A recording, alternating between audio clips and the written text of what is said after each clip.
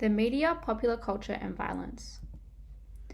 The media creates unjustified moral panics about popular culture to deflect responsibility to the underlying issues such as gun access and mental illness. It is significant as these issues will never be adequately solved or understood if the media and influential individuals keep creating unnecessary fear. A moral panic is an overreaction by the media, public, government, and law enforcement. The real problem of a moral panic is not usually present, and the term folk devil is used to target groups where the media and public feels is responsible. The Columbine High School shooting in Littleton, Colorado is an example of a moral panic.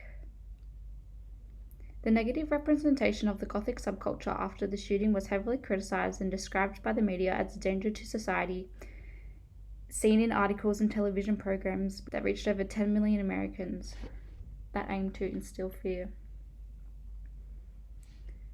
The idea of a moral panic is reinforced by US Senator Jeff Sessions. Sessions expressed that popular culture such as Marilyn Manson was to blame and not guns.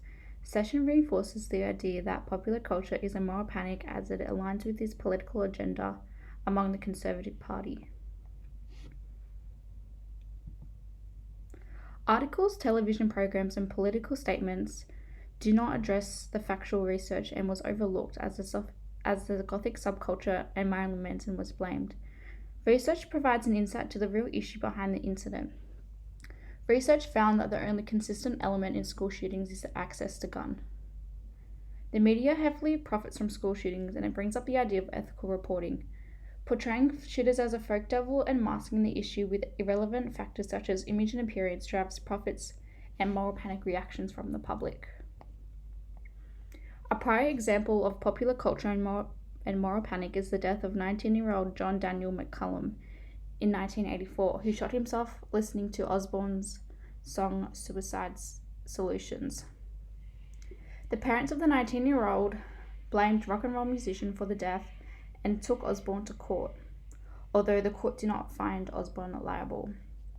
Semiotics and ideology can be used to discuss this incident, as John and Osbourne's interpretation of the song was very different from each other's. The signifier, the lyrics, and the signifier, the image created by the lyrics, had two different meanings and was actually an anti-suicide song, according to Osbourne. Different interpretations and opinions come from the ideology and is hard to regulate and control, and overall is just a sad incident. Although research from the American Foundation for Suicide Prevention found that depression is a significant cause of suicide, where 60% of those who committed suicide had depression. The moral panic of a popular culture and figures such as Marilyn Manson and Ozzy Osbourne is not a justified panic when research indicates that the factors of violence is gun access and mental illness. The creation of a moral panic will always rise unless research is taken into action by creating gun control and better mental illness support. Once these factors are addressed and then there is no change, it is then appropriate to look at other influences on gun violence. But in the meantime, focus should be strictly on gun control and mental illness.